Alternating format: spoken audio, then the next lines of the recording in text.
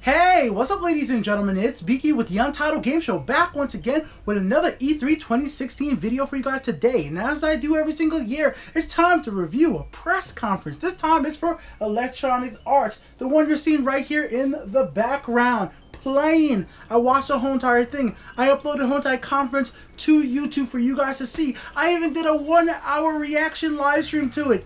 But here's my review. What did EA show? Does it entertain? And let's go over the show. Let's start off with the most important thing of any video event you will watch. Was EA's event actually entertaining?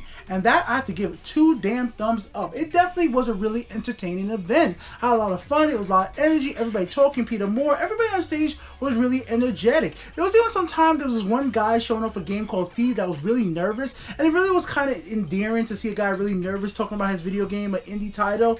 And all that just really made the press conference really a lot of fun. And after the whole entire full press conference, they went ahead and showed over an hour of gameplay of Battlefield 1, which was a blast right there. They had a lot of celebrities there like Snoop Dogg's. I really didn't need the celebrities to be there, but still, it was an all-around fun event. But what about their announcements? Was the announcements all that great? That's another big part of EA's press conferences or any press conference. Well, let's talk about some of the stuff they talked about this week. They talked about Titanfall 2, of course, which is a big game they started to show with really hard. They showed some multiplayer gameplay, nothing too detailed about like what modes, any new classes, or what type of new Titans are showing. They didn't really go into that much detail for that aspect of it, but they did go ahead and put a little bit of detail out there about the story mode coming to Titanfall 2. I'm definitely happy to see that with the lackluster campaign mode that was in Titanfall 1. Other than that, they went ahead and talked about Madden, and of course Madden's getting a few new modes. It looks pretty. It was an all-around nice showcase for Madden. It wasn't as much gameplay as I wanted to see, but still Madden was overall a good showcase. My biggest showcase disappointment was the FIFA showcase. There was so much highlight reel bullshit that I just didn't really want to talk about football, man. I just didn't care about that. I really wish it just showed more gameplay for FIFA. I really did. As somebody who likes picking up the FIFA games every now and then, I wouldn't mind actually just seeing what mechanically changed in the game instead of trying to hype it up and, you know, all that bullshit around FIFA. Not what I care for FIFA. Just my personal style there. Mass Effect Andromeda.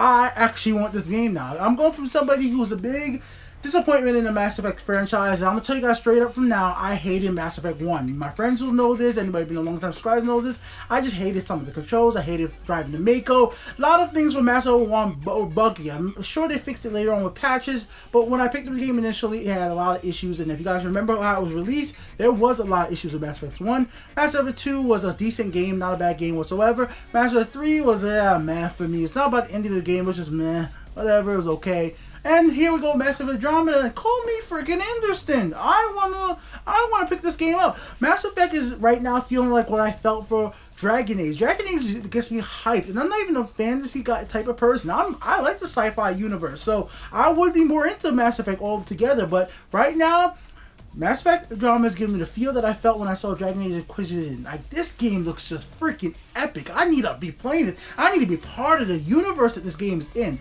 Hopefully I could jump into Mass Effect Andromeda after not playing all through Mass Effect 3 and still understand everything.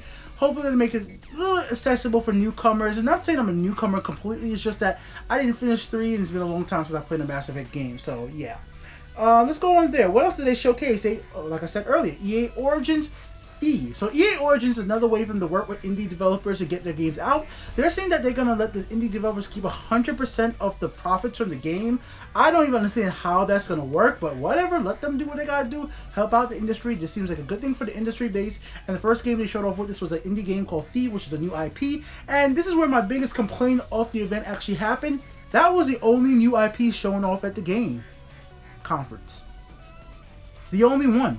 There was nothing else new. Everything else was either sequels or titles we already knew about beforehand. There was no big surprises when it came to EA. It was just all standard edition, cookie cutter EA Sports, EA Mass Effect, Madden, like, you know, Battlefield. It's what we expected. They presented it very well with this EA Play event, which they had in London and in Los Angeles and streaming all over the world. Like, it presented it very well, but it was nothing out of the ordinary. There was no big surprises. Now, it might be a trend for this E3. We don't know what's going to be happening with Bethesda later on today, but we will have to find this. Hopefully, that's not the big thing. I mean, even the Star Wars update, only thing they really said was, hey, there's going to be a Battlefront 2. People have been saying that since like months ago. We knew Battlefront 2 was coming. We knew that, you know, the other studios from Respawn is working on the Star Wars game. So like, and they showed a gameplay. Like there was nothing even really cool shown from the Star Wars universe. It was just really all basic stuff. The best thing they really showed was Titanfall 2 and Battlefield 1, which they really went all in, and I'm glad those first-person shooters actually look good. Those are what's going to be pushing EA in the fall, so that's what we get from EA in 2016. Battlefield and Titanfall, and I mean, they didn't even talk about Mirror's Edge. That game just came out. So overall, it's a really weird conference. It literally was entertaining. I had my chat up. You guys would be able to see my live reaction. And people were enjoying the stream. Like, they were enjoying the event. EA made the show entertaining. They kept it quick and concise. It was an hour of press conference, and they had literally an hour of gameplay Battlefield 1. It was entertaining. It just wasn't surprising.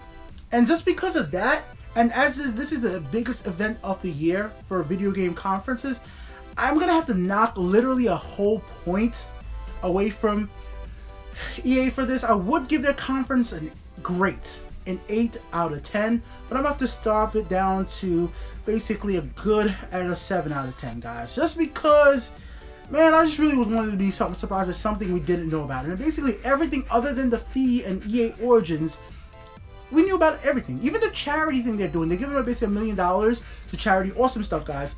And I mean, like, well, they're doing $1 million Madden tournament, and they're doing a big thing with charity. But even all that stuff, we basically knew about. We knew this stuff was coming, and I just wish it was something more surprising. So, good conference, good, really, really entertaining conference.